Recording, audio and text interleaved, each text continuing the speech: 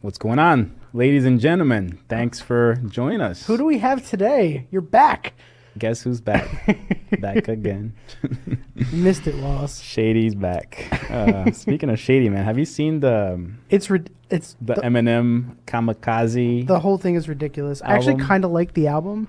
I love it. I didn't like his last album. I was a fan of his like very much back in the day, but like his last album was really weird. This feels like I did not like his last album at all. Yeah. I thought it was substandard, and this new one was just insane. So welcome everyone to On the Bench.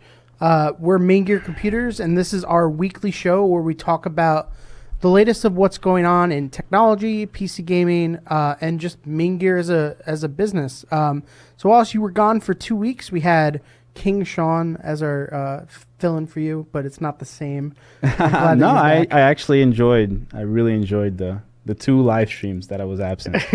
And it was good to watch it from abroad. So first of all, thank you for NVIDIA for powering this live stream. And well, I guess let's just jump into it.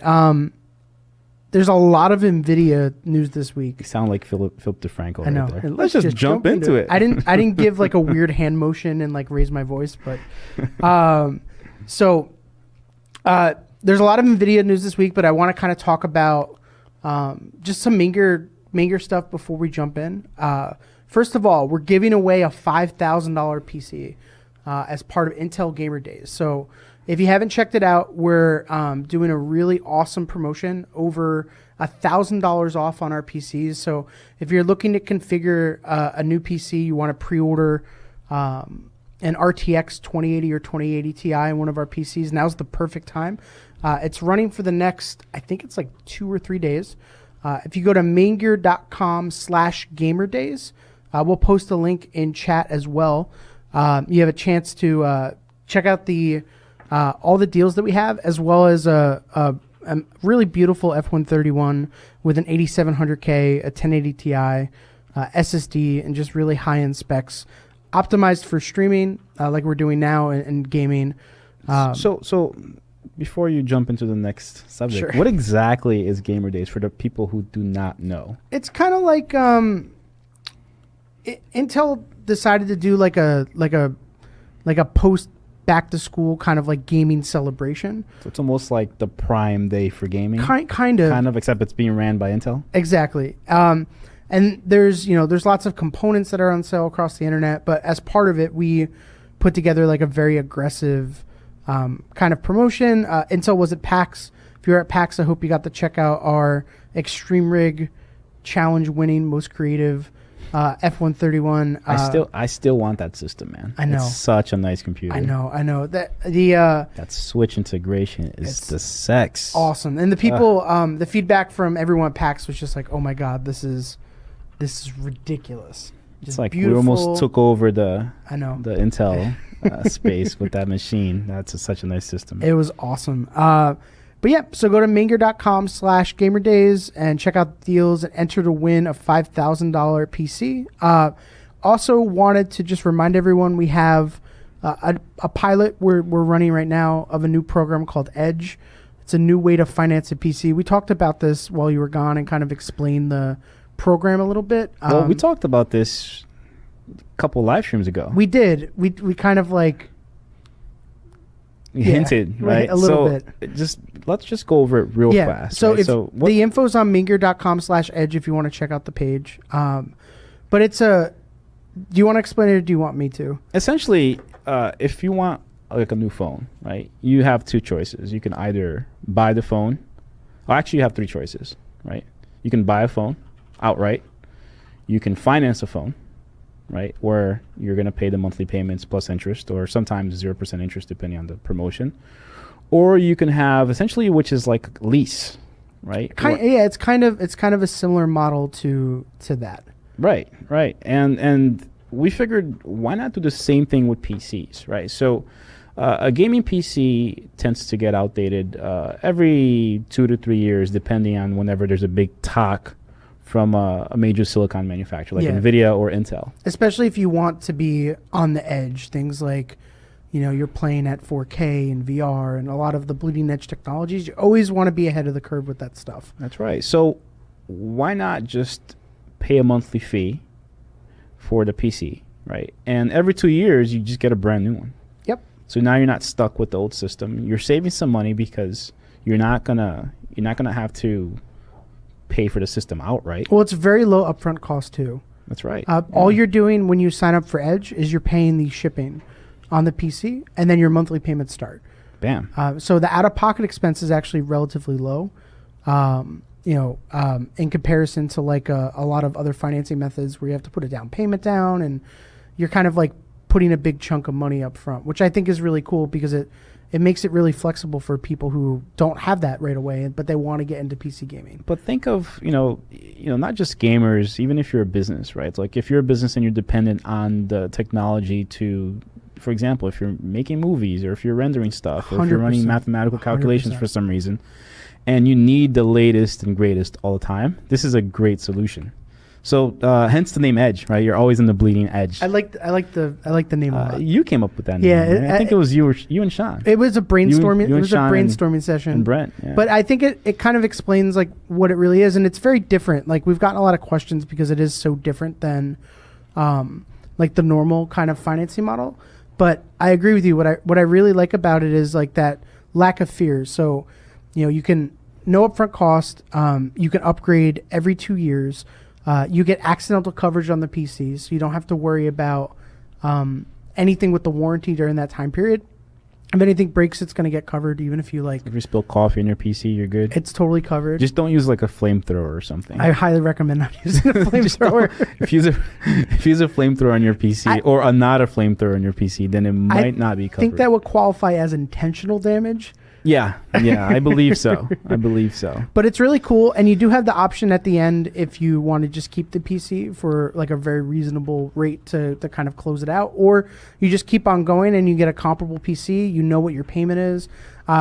That's not variable rate, so if you qualify, the payment that's listed on those configurators is the payment. It is what it is. There's no your credit and whatnot. Yeah, it's so you either qualify or you don't. It's very upfront. We partnered with Lift Forward on it. They've been a great partner, and I'm really excited about it. It's a new way to get into PC gaming. That's right. It's different, and it's been really positively responded on. And for the people who do not know who Lift Forward is the same company that offered a very similar program with Microsoft. Yep. So they work with the biggest companies in the world. Yeah, this is a really big institution. So, which is how we're able to do this in a way that's very fair to the customer. Basically, like it's not these crazy, ridiculous loan rates and those types of things. That's just the beginning, Ron. I know. It's just the beginning. I cannot wait to talk about everything else that we have in the books. We have a lot of crazy stuff, but there's still some other new MAINGEAR news. Just a shout out to Tom's Guide. Our F-131 Super Stock won an Editor's Choice Award today from Tom's Guide. We'll post a link in chat. I need to read a quote from. There's a lot of quotes. There's a lot of great quotes in this article, but thanks, Cherie, for writing an amazing article on us. There's one here. Where does it talk about the Bespoke King? I think it's one of the first. I think it's right in the beginning. Is it in the beginning? I think it's the intro to the article. Let me see if I can find it here. Yeah. On the contrary, the Bespoke King is bringing out the big guns. Yeah. Just that alone makes me happy, man. It's a great review. I love that if you Google search MAINGEAR F-131 and click on news, like the articles are like engineering marvel, modern masterpiece. That's right. Like the reviews have been amazing. It's the best gaming desktop you can buy today. Oh, what's up, DZ? He's in chat. He has one of our amazing F-131s as well. DZ, that's my dude, man. Jay Chen Albert, really loves brother? Your shirt. Oh, Jay, what's up? Hey, I got yours, man. I got one for you. All right.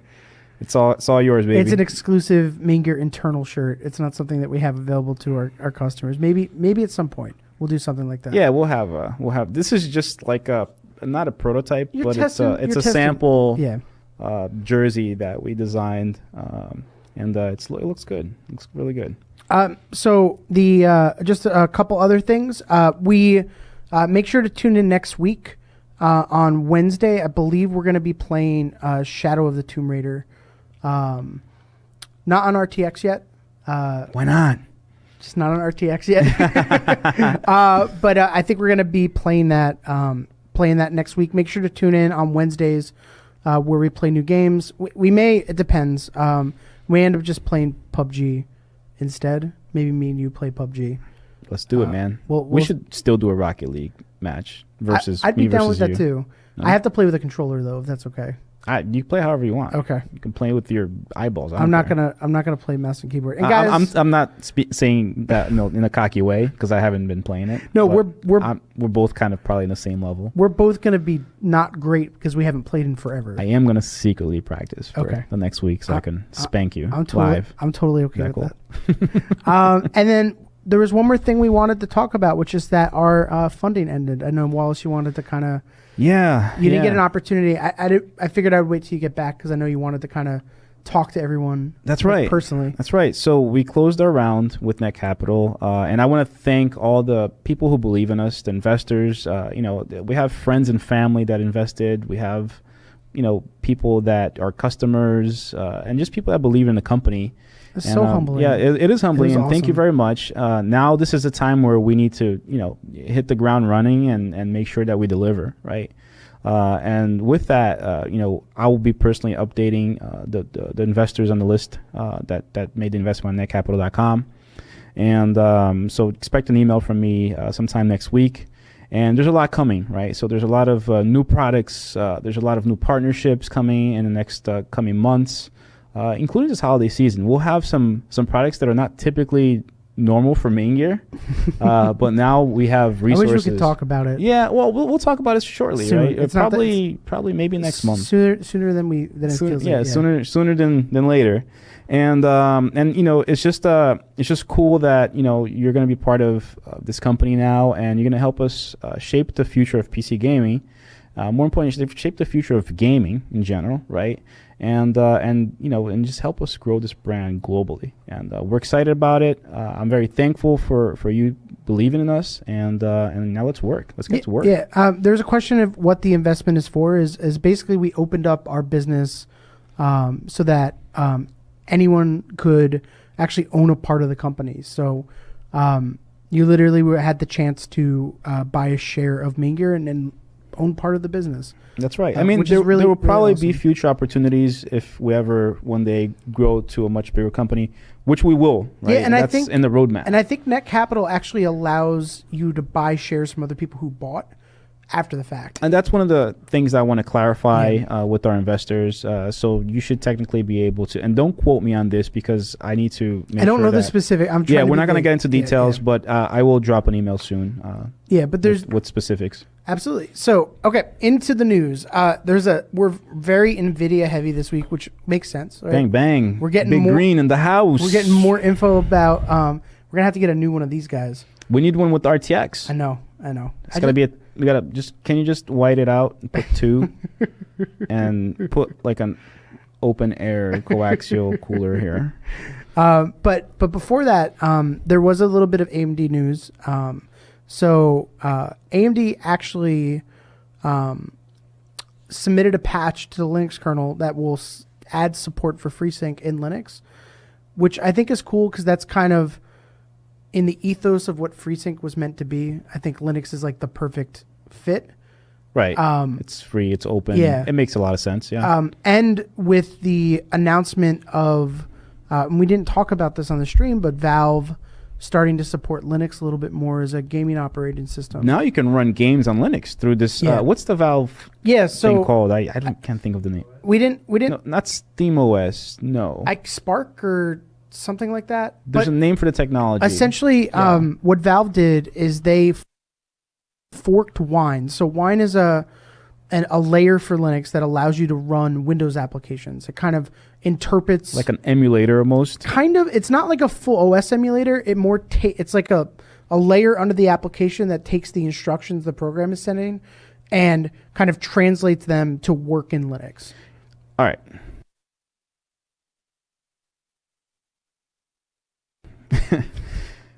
It's cool if you like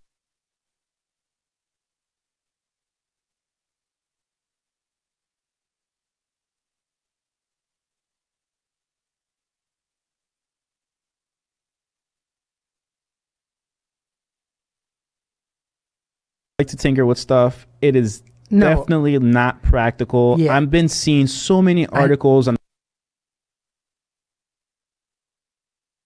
why you should ditch Windows to like try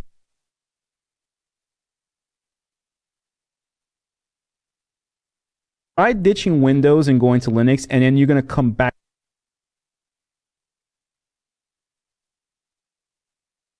crying like a baby asking for forgiveness. You're going to send Bill Gates a personal email saying, dude, I'm sorry I left Windows. I wanted to talk to you about this because if you think about it, and this is my point of view, is most of the time like a reasonable mid-range gaming PC, so we'll say like 1060 i5 Ryzen 5 SSD, you're looking at like $1,000-ish to $1,500.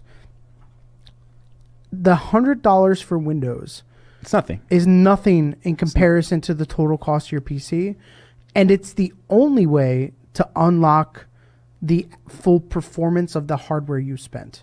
Look, it costs that much money for a reason. It's very there's trillions. There's probably trillions. I'm not sure what the number is, but there's probably trillions of different alternate configurations that Windows needs to support. Yeah. You know how complicated and how crazy that is? Now, you remember when we did SteamOS and how complicated that was to run a limited amount of hardware under that one OS? We had like no boards available. We had like 3 graphics card choices. So hard. I know. And with Windows, it does it all, man. And it's, you know what? And it's efficient now, right? Yeah. Like it's just, here's the deal. Windows at one point sucked. I agree, it sucked. I think the Vista days, and then I think it was Windows Me and Windows Vista.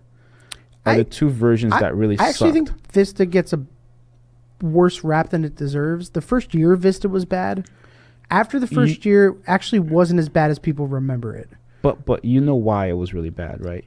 So what I've heard is that it was hardware driver vendors that like didn't get their stuff together that was causing most of the bulk of crashes were like drivers basically that weren't correctly made for the operating system. But it wasn't even that. Right. So, yeah, you're right, because there was a huge driver transition that had to be made. And typically, whenever there's a big... huge kernel change to the operating system. Kernel change, that's what I was looking for. It tends to be very difficult to make that switch instantly, or not instantly, in a few months. But it was really the hardware manufacturers, like the PC vendors that were selling systems in Best Buy. I forgot about that part. Were shipping systems with 4 gigs of RAM. 4 gigs of RAM. So people were buying these computers for like whatever, $799, $1,000. It was right? a different version of Windows too, right? It was supposed to be for like developing countries. Was that what Windows Vista, where it was like a slightly scaled down version too, Basic or something, that they had launched, and they lowered the specs because it was meant to like, and then basically all of these large OEMs released these like terrible computers. I was actually working at Staples at the time, and it was a huge problem. You'd have people buy these computers and come back like a week later and be like, I can't use this. Yeah. It was like, it was terrible. No, it sucked. I mean, so they were trying to hit price points, and they were ultimately delivering a crappy product, and people were trying these computers with Vista or whatever on, and we were like, what the hell is this? This sucks. This is slow. This is a dog, right? Well, yeah, the machine was under spec. But yeah, that's to my point, or to your point, that's probably why it got a worse rap than it should have gotten. Just we had someone with some really cool feedback. Ephraim Rose said he was a dedicated Dell fan for most of his life and got dozens of Aliens wares from them, and they all died after 2 years.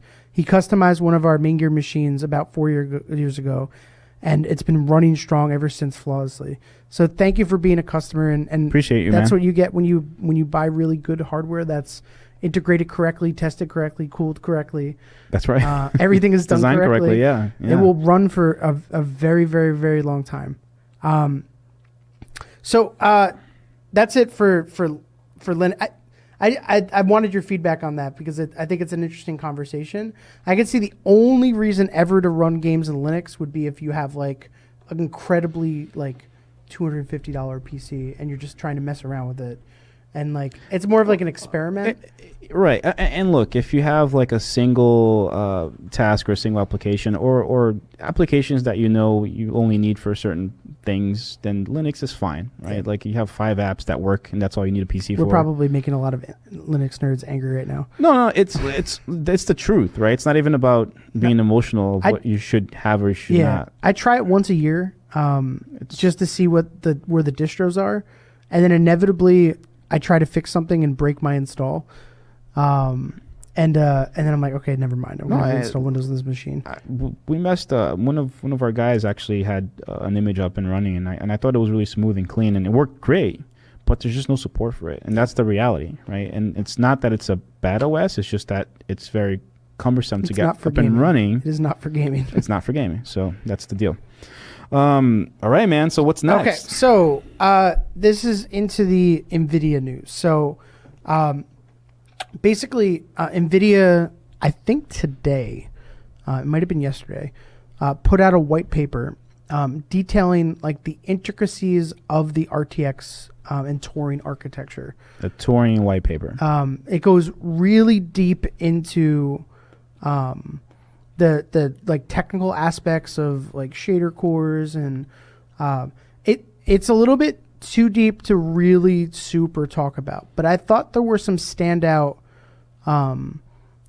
points of it that I found really interesting in what they changed. What's that? Okay, so first of all, and this is going to get a little nerdy, but one of the things that they've improved in the there's been a lot of talk about like CUDA core count, frequency count. How does that account for better performance in this generation if the clock speed is different? Like a lot of people don't understand the optimizations that happen on a silicon level that can improve a way an architecture performs. Right. So it's not just about how many cores does it have. It's not just about what frequency of those cores have.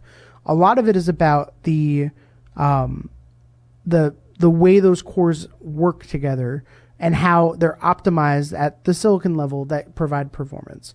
So NVIDIA has done some interesting things that are going to help with performance in Turing over past architectures.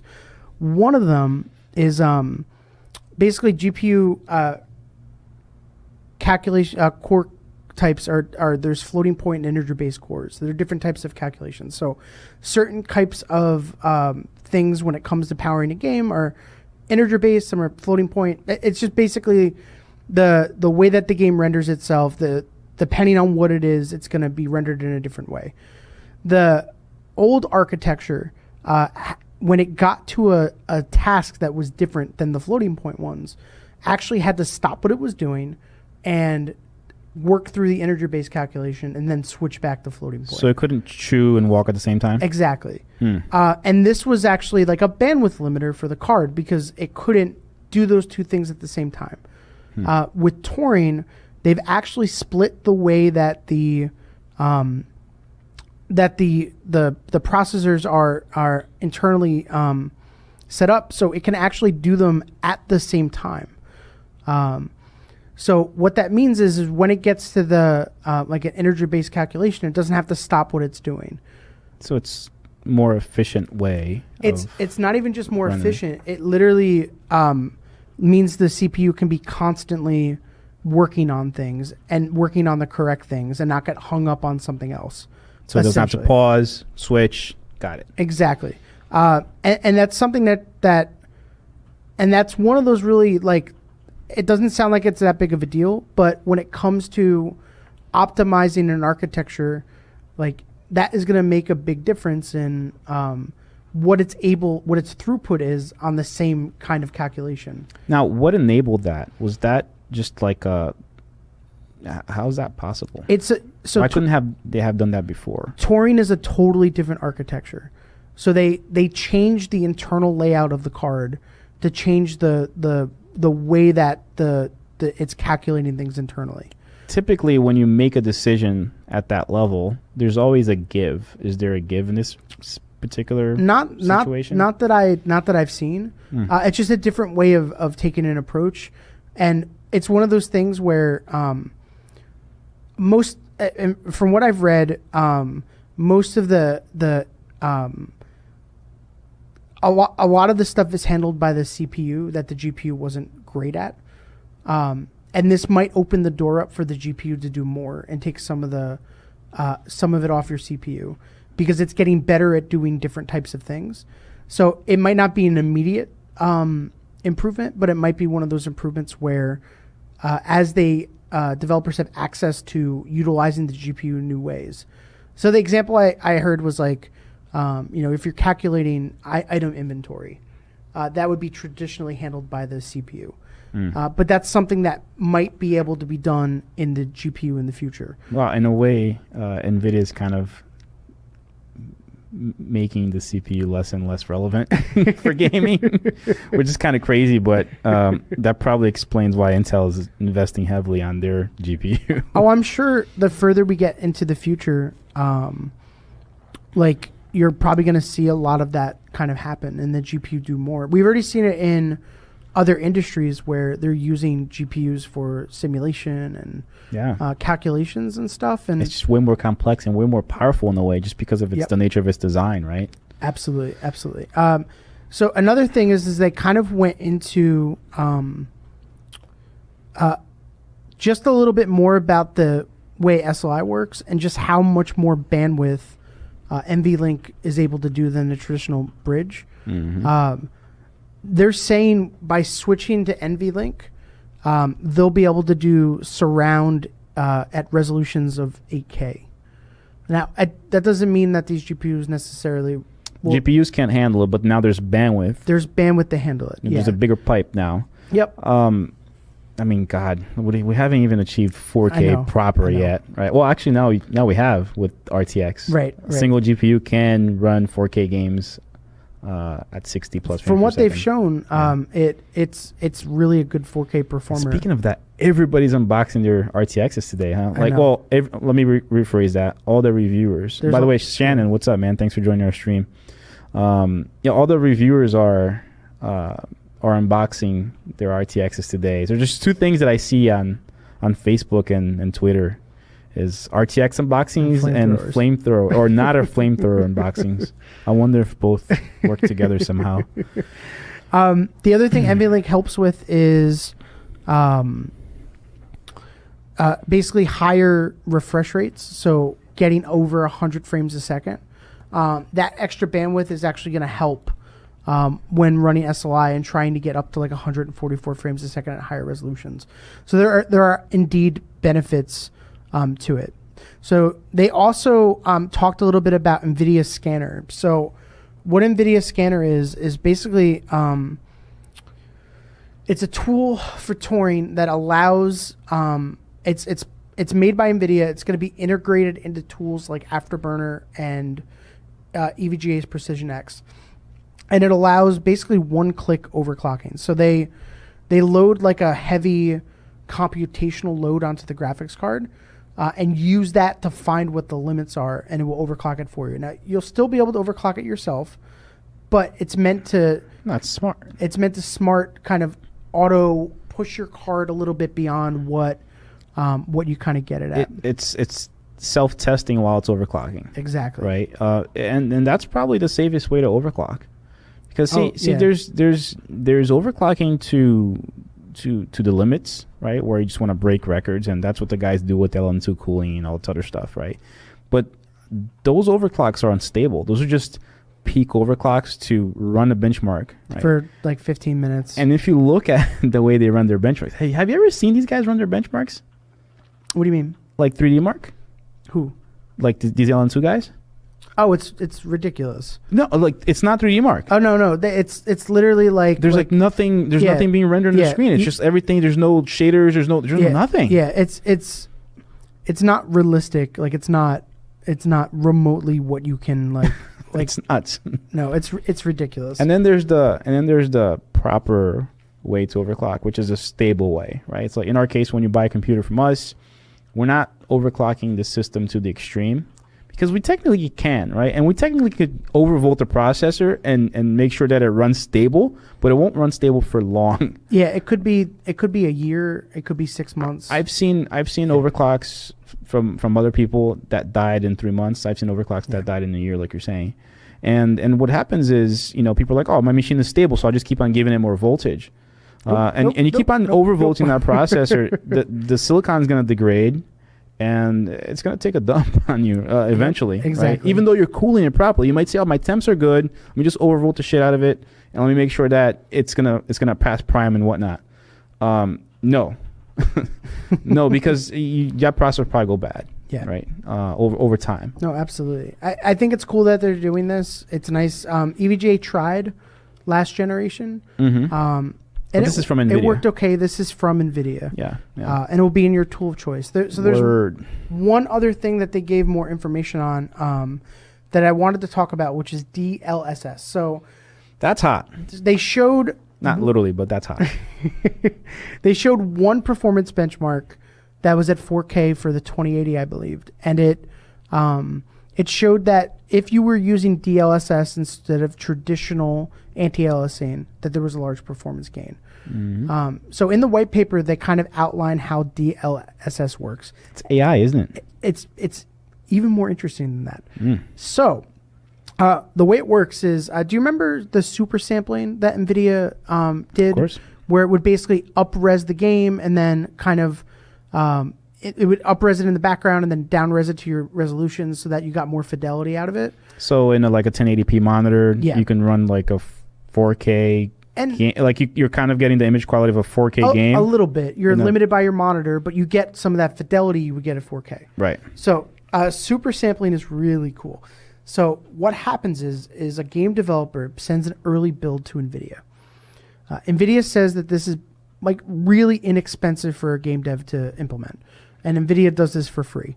NVIDIA typically gets these early builds to do drivers optimizations anyway. So what they do with this early build is they do 64x super sampling to get what they call, I can't remember the term. It's like, they're like truth images. So they take this game and they render it up 64 times. And they get these crazy high resolution images. How's that even? Then they feed it into a neural network and teach the neural network what the engine needs to do to make an image at a lower resolution look like that super sampled image. Jesus. Then that information is fed back through GeForce Experience.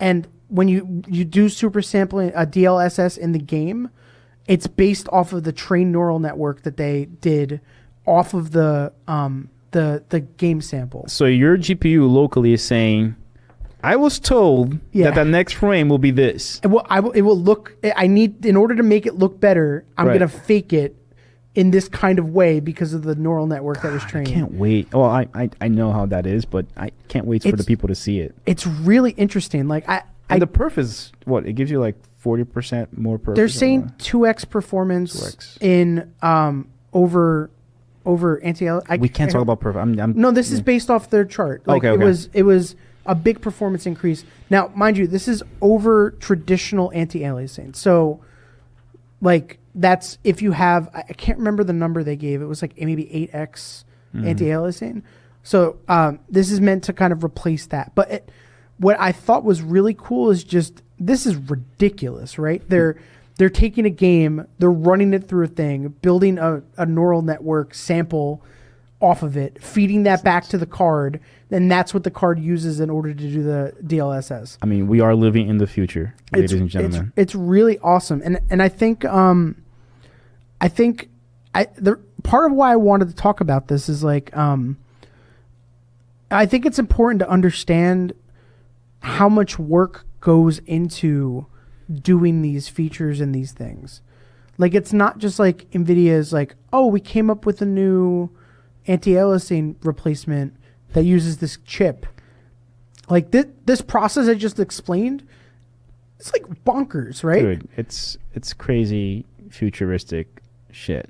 like unbelievable. It's amazing. And the fact that NVIDIA does it really just solidifies the fact that they love and take gaming seriously. Absolutely. Because, sometimes I feel like companies get into gaming, especially these large corporations, these publicly traded companies, because that's the hot thing. Or in NVIDIA's case, they created the ecosystem in the space, but they could have easily said AI and self-driving cars is where the money's at. Let's just stop doing this. Right? 100%. And it's unbelievable, man. Well, I think, and you brought this point, is like, I think gaming for them kind of helps drive innovation in the other things they do. Of course. And it's thanks to gamers that a lot of this stuff is happening. And so I think they don't want to leave gaming because what it does for them. Yeah, of course. There was also some stuff, I believe, that I saw. I read Tom's Hardware had a good breakdown of the white paper. PC Per had a good breakdown of the white paper. And one of the things it was talking about was potential uses for the tensor cores and how, it's early and eventually things like enemy AI could move to the tensor cores. There's a lot of things that they're very good at that in the future could be offloaded and take more away from your CPU. Making the CPU irrelevant. Think about this for a second. The AI in your game today, right? Like when you cross the street, right? The AI is programmed, for example, the car is programmed to go around you when you're crossing the street, right? And that's how it's programmed statically in a way, right? So that's the current generation gaming AI, right? Now, some developers will do a better job with essentially predicting what could happen in that scene, and they might make the car swerve this way and that way, and then there's like 5 different presets way for the car to swerve around you, right? This form of AI is intelligent. It's almost creepy. There's a lot of machine learning and stuff that it's smart. Yeah. So it's thinking always differently. So you might play the game once, and you might get certain things that might happen in that game, and you replay that same scene again or that same level again, it might be completely different now. And the more, and if you play it 10 times, it'll always be different every way, right? Which is kind of nuts. And guys, we are watching Twitch chat. I apologize. Sometimes when we get really into conversation, it's harder to look at chat. But I'm trying to manage all the chats here. Yeah. It's just difficult. We have and someone asked, we have our director is Brent. So Brent is behind the scenes. Thank you, Brent. Changing cameras. Much love to Brent. Look at him. He's sweating behind the monitors over there. He's got like 5 monitors around him. He's answering. He's answering some of the questions and stuff like that. Freaking rock star. Yeah. So and we try to answer. We need some Brent cam. I actually want to do that. It's just our studio setup is a little. I need more lighting. I had to light Brent beautifully. Dude, there's never enough lighting. There's walls. Tons of lights here now. Enough with the lights. So with DLSS, they did announce 9 new games that are going to support it. So there was over 20 before. Yeah. Right? So games like Ark, Darksiders 3. We've got PUBG. Brent, I don't know if you have the link. I think I put it in the show notes. You could post it in chat. But and what NVIDIA said is that it should be really affordable. Like it's not a big deal for a developer to implement it. So I think this is something we'll see a lot of. We'll have to see what it means at the end of the day in your game and what it looks like. You're right. The proof's in the pudding. But it looks really like. Just when I read the description of what they're doing, I was like, what? They're literally like super sampling a game internally and building like neural network patterns to do it it's ridiculous. It's nuts, man. It's so cool. It's nuts. Let me double check. That may be all the NVIDIA news for the week. There was a lot though. There's a lot. Definitely go to pcper.com and just go to our favorite websites, right? So PCPer, Hot Hardware. There's so much deep. Like this is actually a full breakdown of the way the core is set up and what they changed. Mm-hmm. I didn't think it was.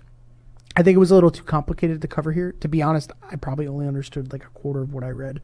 Like it's like crazy. Like that's why it's a white paper. It's deep dive.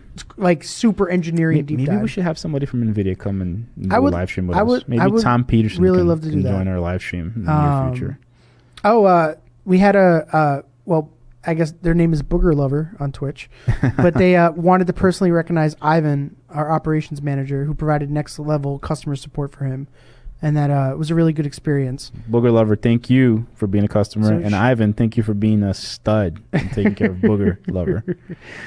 Very cool. NVIDIA did also launch Tesla cards with Tensor cores in them.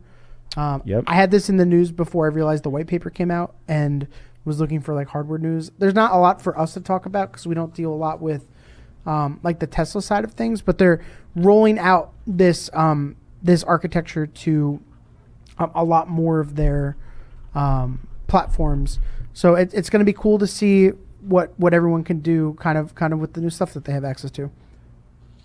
Good stuff. Good stuff. Sorry, I need some water. Frank from NVIDIA just joined our stream. What's up, Frank? He missed you missed all the NVIDIA goodness. We just talked for 40 minutes about NVIDIA, about the white paper that dropped and everything else. So there's some tech news. There is, and this is there's a little bit more NVIDIA news. I don't know if you guys talked about it in last live stream. The 32 core AMD processor was running really poorly. The SLI thing or whatever. With NVIDIA, yeah. Like, people thought that the processor just wouldn't game right, and NVIDIA just dropped a new driver that just we had that issue here where we were confused because so part of the process of our stress testing is we kind of keep an internal list of 3D Mark scores, and our technicians test so many computers they run 3D Mark and they instantly are like, no, that's not right. Yep. And so we saw that, and we couldn't figure out what was going on, and so we notified AMD, and we're like, hey, like this seems off, and it ended up just being a driver update that needed to come out to resolve the issue very quickly. Mm-hmm. So yeah, that 32 core plays the Threadripper 2 32 core plays games just beautiful. Fine. Yeah. Okay, so this is your part. We're gonna talk about Apple. We're gonna talk about Apple. Well, the underwhelming Apple event. We gotta. So there's nothing to talk about. We both currently have. I have a Pixel 2 XL. Wallace has a Pixel 2 non-XL. You were an iPhone user. You switched back and forth, but you were primarily an iPhone user for quite a long time. I am a neutral technologist that buys the best. Let me just leave that clear. I am not an Apple fanboy. I am not a Google fanboy. If BlackBerry comes out with a freaking phone that's better tomorrow, I will hop on that bandwagon. Right? I like that phrasing, Wallace. Let's just leave that clear. Neutral technologist. The day that Google dropped the Pixel 2 and they introduced all the AI features on the phone, I felt like the Pixel was a better, smarter smartphone. As did I. So much that I switched from my iPhone. I think I had the iPhone 8 or whatever, or 7. Who gives a crap? It was something. It was iPhone 8. Yeah. Yeah, and I said, you know what? Time to go to the Google bandwagon because they're just doing AI much better. Right. You take a photo and the photo gets sent to the cloud and the cloud processes your photo and makes it look better. And I get the end result is great. And Apple just didn't have that. So I'm like, you know what? Time to jump. Now with the iPhone X or iPhone XS announcement, I felt like Apple closed that gap again. Kind of? With the photos specifically. And some of the AI in the phone is catching up. They'll never catch up to Google. First, can we at least both agree this is probably the worst naming across the board of an Apple product? The XS Max? Yeah. What's the next? The XS Max Jumbo? I don't know. Very un-Apple-like. Even the way they write it is... I'm not impressed with this announcement. I mean, I'm not even impressed with that wallpaper that they use to hide the notch. It upset me. I actually got mad watching the stream. Very deceiving. I'm like, oh, there's no notch on the phone? What? Very deceiving. And, I got excited when I saw that there's no notch on the phone. It was like the first third of the press conference. Yeah. They only showed that one shot where you couldn't see the notch. Yeah. So, but... Maybe we needed HDR on our monitors and we could have seen the notch. Very underwhelming. But I still bought it anyway. For me, I've been an Android person since the iPhone 4S. That was the last iPhone I had. But I'm not one. I just prefer Android. I always have agreed that Apple has better hardware. I think Android has better software for me, is what it boils down to. To me, software is more important than the hardware, so I buy Android phones. See, I always felt like Apple had the best experience. Right. That's why I always stuck with the best experience for me. But you're right. I mean, the Android is much more powerful. It depends on for the user. guy. It's almost like Linux, right? If you like Linux and like to tinker, then it's fine. Except that Android works well normally, but you can also tinker with it. Sometimes when you try to make a phone call and it dials somebody else, sure. But I was pretty disappointed with Apple this time. I was very disappointed because all their improvements that I cared about were software based, and quite honestly, could have been on the iPhone 10. You're right. Like, I don't think they did anything that all the camera stuff that they showed should be part of the new iOS. It should be, right? And the artificial limitation that they keep on setting on their previous phones sucks. It makes people hate the company, right? At least the guys like us that understand technology and like, okay, they could have easily applied those filters, or that's all. Like the emoji thing could have been done in other phones, and like, you know what I mean? Like it's but I feel like it's gonna be even though I didn't get super duper impressed, I feel like it's gonna be a good product. I'm sure it's gonna be great. And I gotta tell you, like if the Google's announcement next month is better, then I might also get the Pixel 3. $1,500. Yeah, I didn't get the Max. I like phones that can fit in my pocket. Crazy. Yeah, like it's just it's crazy. And the new budget phone is $750. It's see, you think $1,500 is crazy, and I do not think it's crazy. It is, because they're charging a premium for flash storage, which has no dollar value. Like I think the base price of the phone I can't remember what it is, but they're charging like $150 for 200 gigs of flash storage. Right. I mean, it's literally like dollars. Yeah, but that's what bugs me. It's almost like when Intel charges 50% more for the Extreme Edition processor, right? It's just the way the high end stuff is going to pay for all the cheap shit that the company has to sell. You're right. You're right. So I don't think it's a lot for an ultra powerful, essentially pocket computer that kind of runs your life.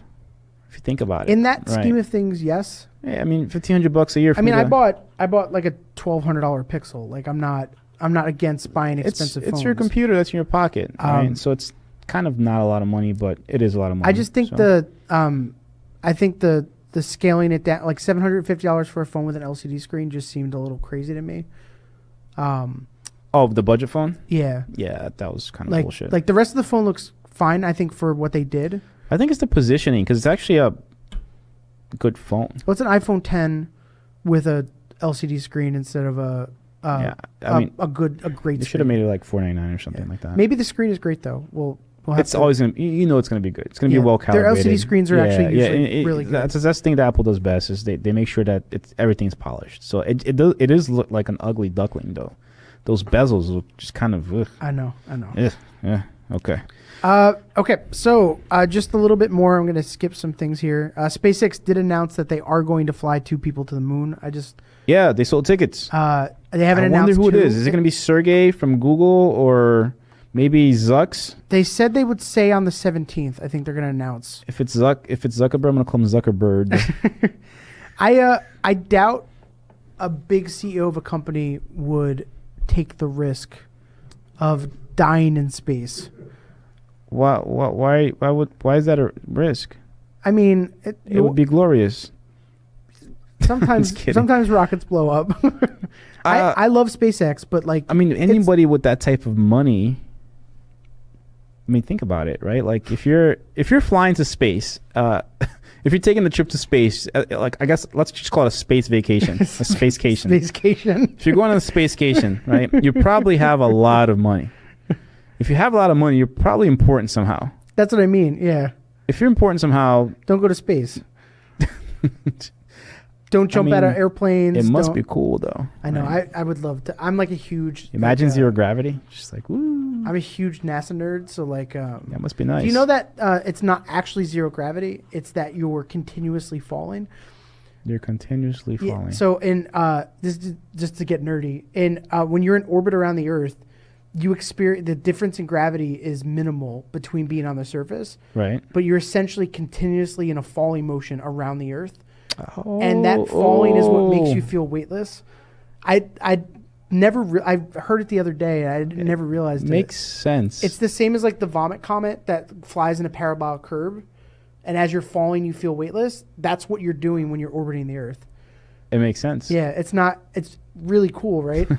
It's like one of those things you don't realize, but it's like... I'm continuously falling. I can't get up.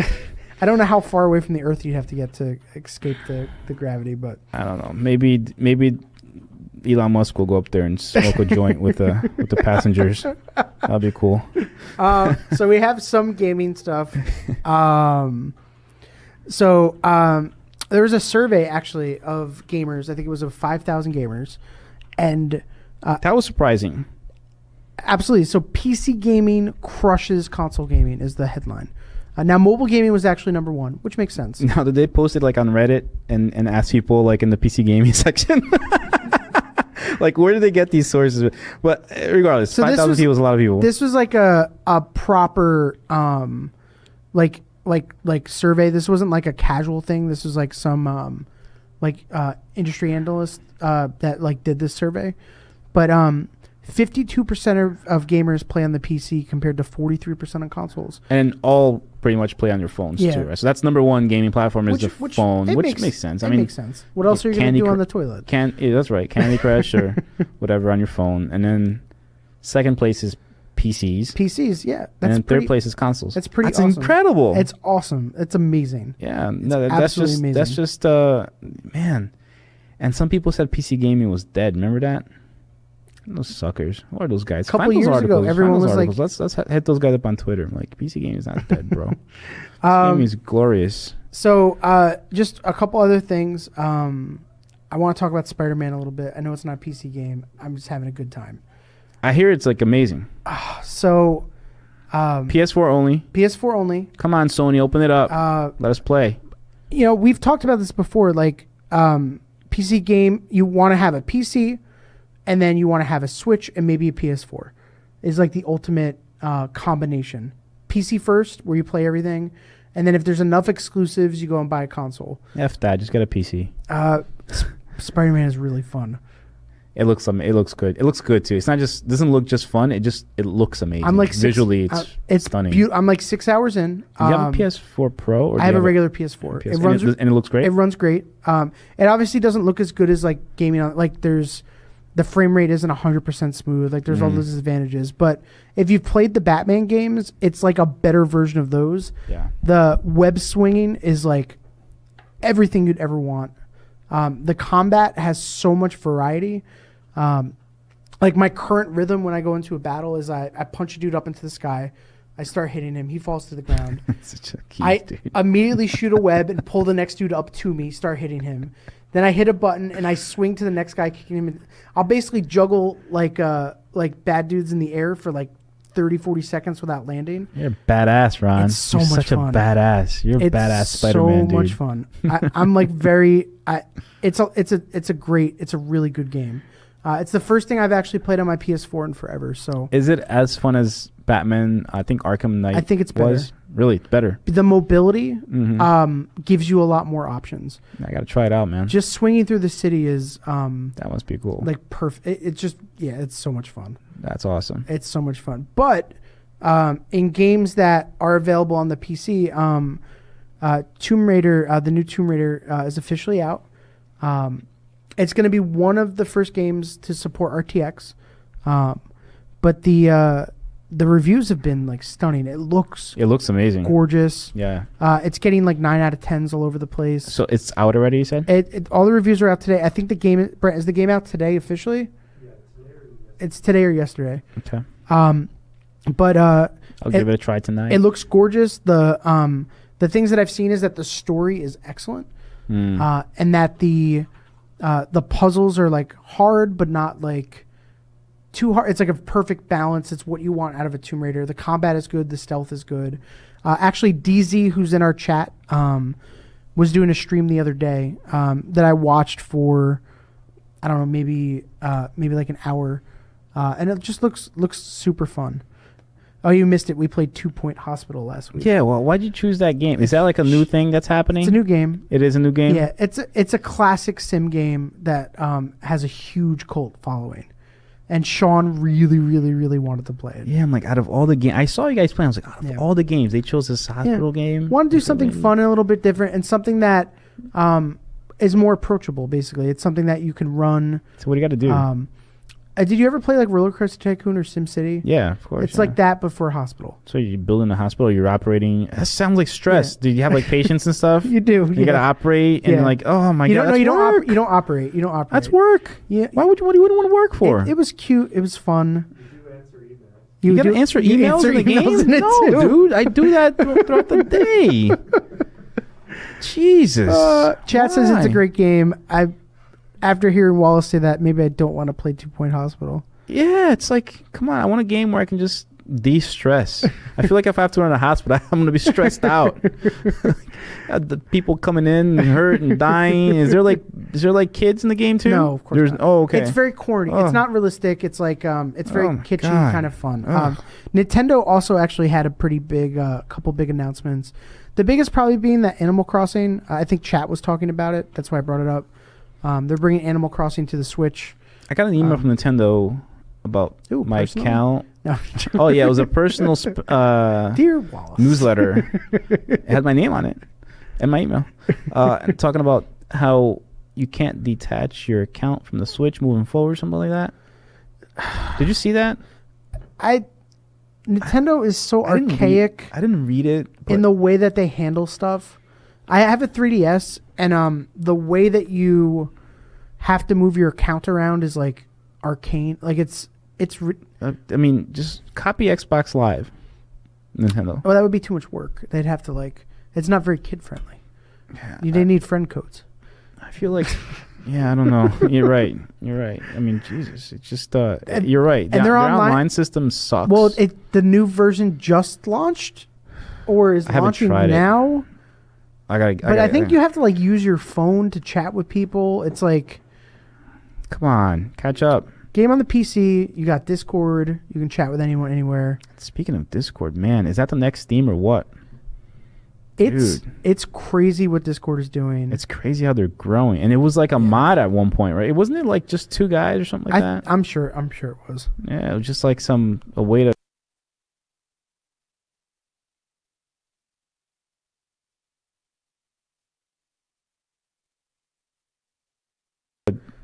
Some geek said, "I'm gonna just I'm sure it was. figure out a way to chat with my Slack buddy." for gamers. Yeah, but so good. Yeah, I love that as a platform.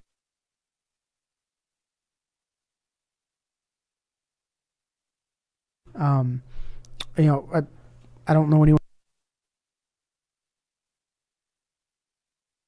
who doesn't use it on the PC.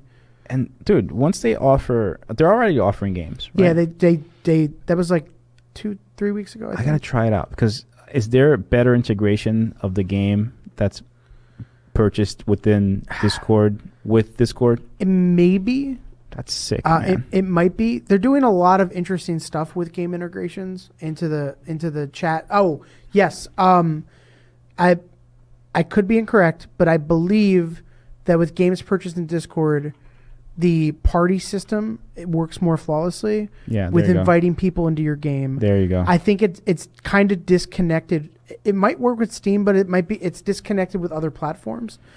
I kind of feel like Steam has been coasting, or Valve has been coasting for so long. They have been.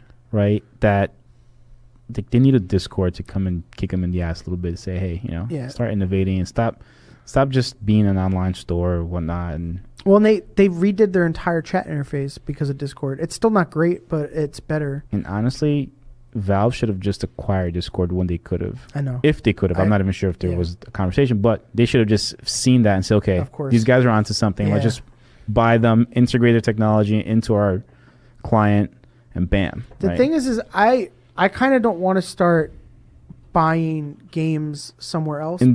That's the problem. I have 385 games I just crossed 400. Yeah, but if all your boys are on Discord, right?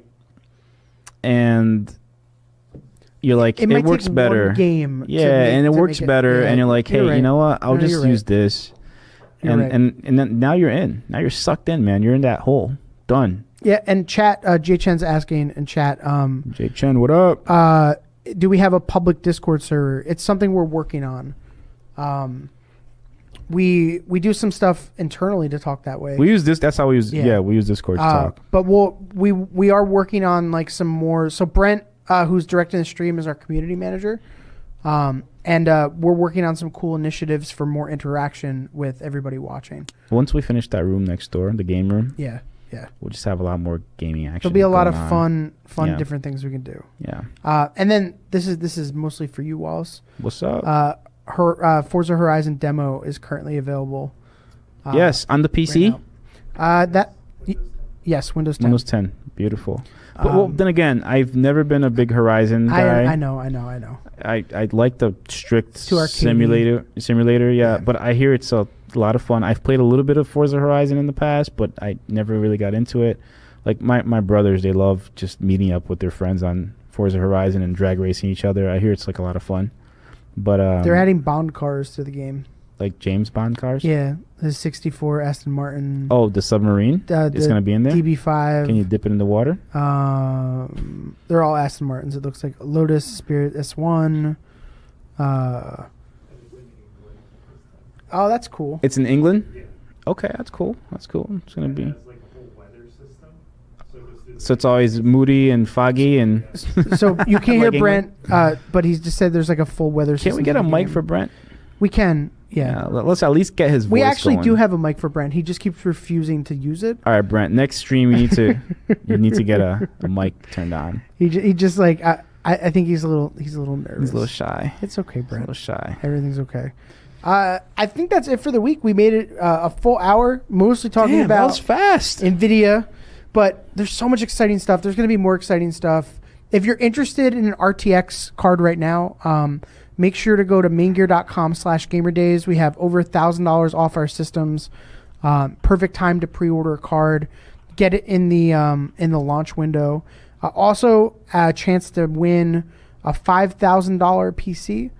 Is on the top of the page. And actually, I forgot to mention, I don't know if I told you this. I hope I told you this. What's that? Part of the contest is they had to play a game with you. Oh, I read it somewhere on the internet. Which game? Forza? We haven't decided yet. Maybe we'll do Forza. We're going to leave it open. We'll do Forza and we'll do Laguna Seca. That would be fun. How about that? And we'll live stream the race. Yeah, we'll do Forza, Laguna Seca. I'm down. That would be super I'm jiggy fun. with it. I saw that when I was on vacation. I'm like, oh, I guess I'll be playing the game live with someone. No pressure, right? Just figure out the game sooner than later so I can practice. Well, if it's a driving game, you don't need to practice. We'll set up the racing sim and you'll be fine. I don't want to get spanked by anyone. Huh? I'll find out what games that person is bad at, and then we'll... If we're doing Forza, no crazy fancy cars. We need like a standard, maybe we'll get Civic. like a... No, that's front wheel drive. We need to make it a little more exciting than that. Maybe like an E30 M3 or something. Okay. Or better yet, let's get like a... Is there like an air-cooled Porsche, like a 911? I'm sure they have a huge variety. Like a rear-wheel drive. You can probably find a car you've driven before. Yeah, like something that's like, okay, something that's going to take some skill to actually get through. Maybe we'll make more of a big thing out of it too. And do kind of like a mini tournament out of this. Why not? Why not? I think that would be fun. Let's do it. That's it for this week. Make sure to follow us all. Follow us on all of our social networks. It's at MAINGEAR. I'm excited that we could say that now, and we don't have to remember the one that wasn't at MAINGEAR. Did we fix that while you were away? Or was it before? No, I was here. Okay, Brent barged into my office and said, "Give me your logins for everything." I couldn't remember. And he just changed everything. But it's at MAINGEAR. Make sure on YouTube to click the bell. If you are watching this live and you want to watch a higher quality version, Mixer is going to have the best video quality, but we also upload a high quality VOD to YouTube the next day. And we're also thinking about uploading this as an audio podcast as well. Although we'll have to pay a little bit more attention and not just like stare silently at a screen while we're watching a trailer. We'll have to be like very conscious of that if we're going to do a full podcast. But and also make sure to tune in on Wednesday when we play either Tomb Raider or PUBG. Maybe I would love to do like a community play at some point where we organize this a bit and like get in like a big squad or something. Hey Brent, maybe you can do like a voting poll or something of like most popular games that we should play. So follow us on Instagram, and Brent's shaking his head yes. So like follow us on Instagram and follow us everywhere. Yeah, just follow us everywhere. It's free. Facebook, it's free. It is free. Yeah. And Facebook is where we can do a poll. They have like poll posts now. All right, so we could actually do it everywhere. So let's do it on Twitter, Facebook, and Instagram, and then we'll figure out the most popular games to play. Perfect. Yep. I think that's it, guys. Thank you all for watching, especially people on Mixer, our new audience. We appreciate all the chat. By the way, amazing how it's so fast. It's like like the chat on Mixer is, I can't get over it, to be honest. The video feed is like real time. Well, we end the show and I have a Facebook window open. Yeah. And I'm like, okay, I'm still watching it. Like it's like yeah. That's right. You can still watch ourselves. Yeah, right. Oh, NHL 19 is actually out today too. I'm gonna give my feedback on the game I actually play the most next week. All right. You may not care, but no, I like NHL. Look, I used to play NHL, not a lot, but I played NHL. I played NBA Live back in the day, and of course I always played FIFA and Superstar Soccer and Pro Evolution Soccer. Those are the games that I really liked. Yeah. So awesome, guys! Thank you again, and we're out. Thank you.